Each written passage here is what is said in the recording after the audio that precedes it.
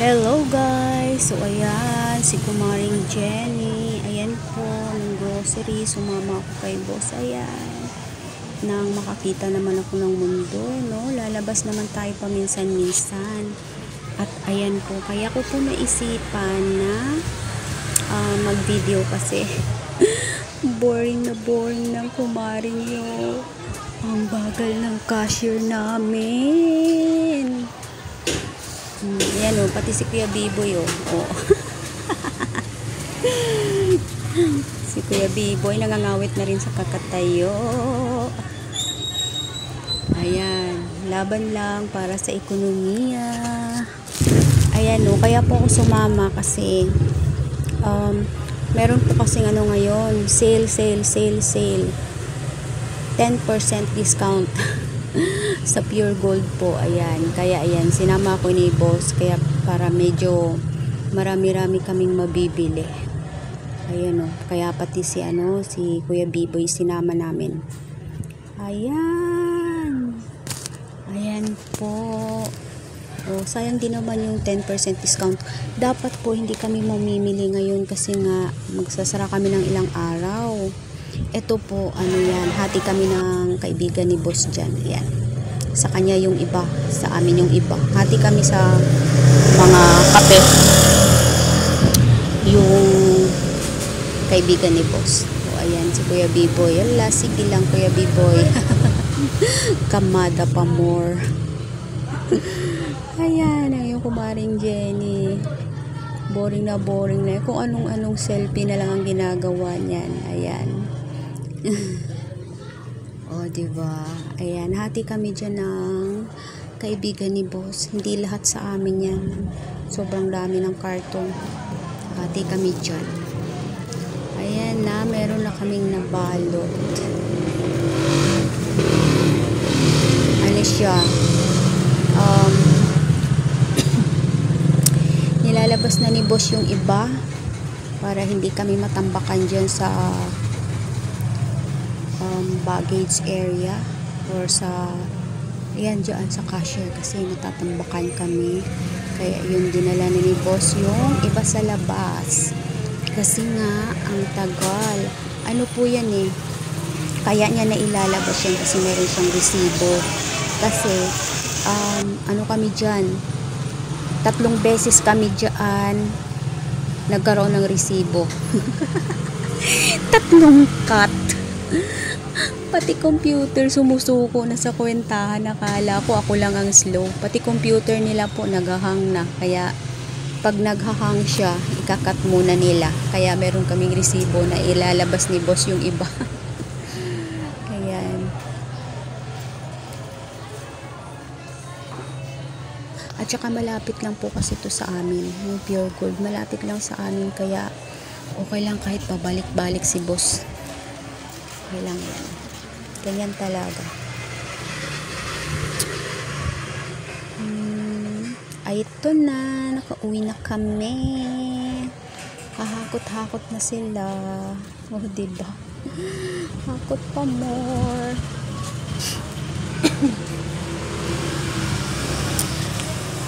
Yung pinanghakot ni boss dyan, binalik niya yung kulong-kulong, yung kulong-kulong namin, yung pang-deliver niya ng bigas. Yun ang pinanghakot niya. Tapos yung iba nandun sa L3. Ayan, yan lang munang ang ibababa nila kasi open yan.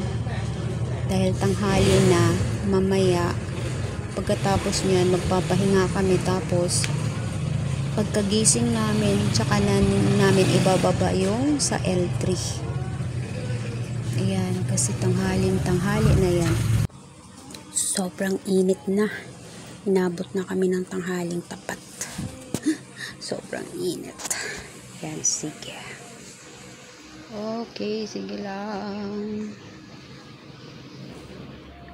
Ang ganda ng bahay ng kapitbahay namin. Parang nasa ibang bansa yung pag tinitignan mo siya sa malayong view. Kasi meron siyang ganyang puno. Diba? Ganda. Sana all.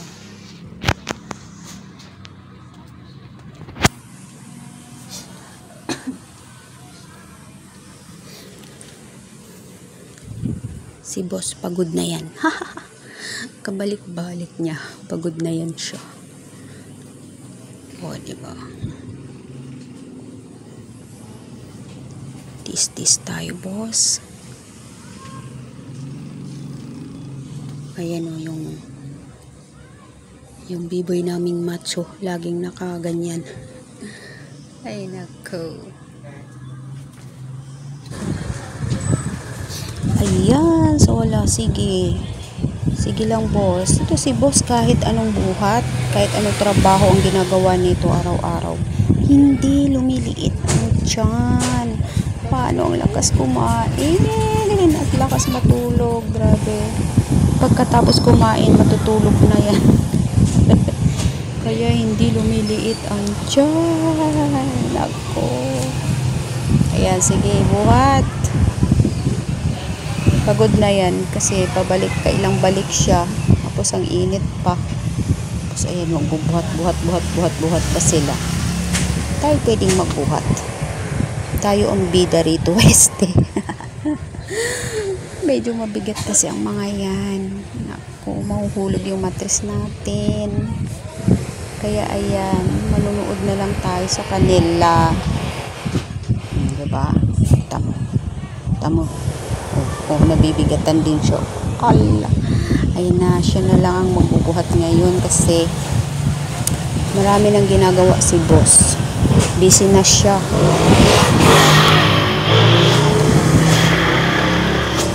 At busy rin ang mga tricycle dito, napakaingay. Ayan, oh, marami nang gagawin si boss. May deliver pa siya, kaya yan.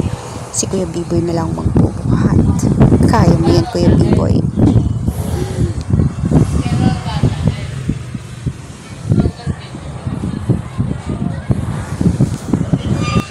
At yun na nga, nandito pa rin tayo sa ating pagbubuhat. Ayan, napagod si Kuya Biboy, nagpahinga. Banat, ganyan talaga. Gusto niyong tumulong sa ekonomiya ng Pilipinas. Ayan, magtrabaho. Ayan, sige. O, diba? Yakang-yaka naman Kuya Biboy yan. Pero tayo, hindi tayo pwede dyan.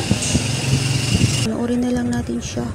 Tayo pwede magbuhat dahil nanganganib ang ating mattress. Ay, nako. Buhat pa more. Ang mga babae talaga hindi dapat nang bubuhat na masyadong mabibigat. Kasi nga, yan ay nangyayari sa atin ngayon. Namumroblema tayo sa ating mattress, no? Kakabuhat natin ng mabigat. Ay, naku, buhat pa more. Alright, okay. Akala ko wala na. Meron pa pala. Ayan, konti na lang yan. Konti na lang. Matatapos na si Kuya Biboy.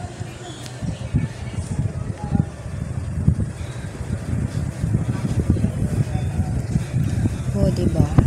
Mabibigat po kasi ang mga dilata, basta magbigatin po, malalaki kasi ang balot nila. O, ayan na, natapos na. At tingnan ninyo kung anong nangyari.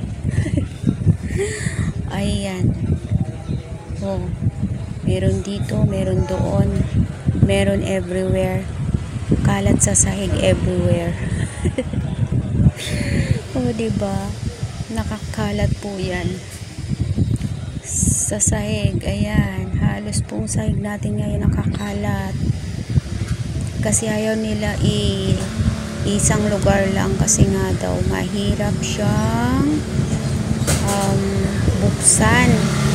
Bubuhat-buhatin na naman. Kaya ayan, kinalat nila sa sahig at dahil nanonood lang tayo, wala tayong magagawa. Ayan, okay naman na yan mamaya kapag ka na-display na, may matitira, marami, pero at least hindi na masyadong makalat dyan sa loob. Ayan o, nakakalat talaga yan siya. Buti na lang, konti lang ang bigas namin ngayon, kaya okay lang magkalat kami ng mga box dyan. O, diba? Bukas pa sila kukuha ng bigas. Ayan, bukas bigas naman ang hahakutin nila. Kaya ngayon, mga box muna. kayo kasi... Sabihin ko dito, pagpasensyahan nyo na kalat-kalat yung paninda namin. Si Biboy kasi, kinalat niya. Oh. Pinangkas-tangkas natin lahat. At yun na nga, dahil mahirap daw buksan kapag nakatangkas-tangkas lahat. Kaya... At ito guys, ano ba tong asawa ko? Parang gusto niya na akong pauwiin sa probinsya. Tingnan nyo yung binili niya sa akin. Mga biskwit. Alam niyo dati nung maliit pa ako, nung bata pa ako, pagka umuwi yung mga auntie namin, ganito yung mga dala nila, mga biskwit. Nakalata. Ayan no. Oh, para daw meron akong kakainin habang nagtatambay dito sa tindahan. Kasi meron akong, bawal akong magutuman, ganyan. At ito na nga ang ating resibo na, ayan, oh. 3 piraso yung resibo namin kasi nga pag naghahang, kinakat na nila. So, ayun, pabor naman kay boss kasi nahahakot niya yung mga naunang box kasi may resibo na siya. Ayan po, bale 48 na boxes po yung aming inuwi. At saka yan, yung 2 hand carry kong biskwit. Ay, nakaloka. At saka ito na po, ayan na, nakatangkas-tangkas na. Nakaayos na sa isang tabi. Pwede na daw tangkas-tangkasin dito sa isang tabi kasi tapos na. Yung iba po kasi na i-display na ni Kuya Biboy. Na-display na namin yung iba at yan po yung natira. Ayan, ayan na lamang po. Ayan, yun na po. Yun na po yun. Maraming salamat. Ay, ito pa pala isama natin itong mga paniki na nakasabit dito. Paniki. 100 pieces na pansit canton. O, ayan po. Ayan, dyan na po tayo magtatapos. Thank you so much for watching po. Maraming salamat po sa inyong lahat. Thank you so much. God bless everyone. Bye.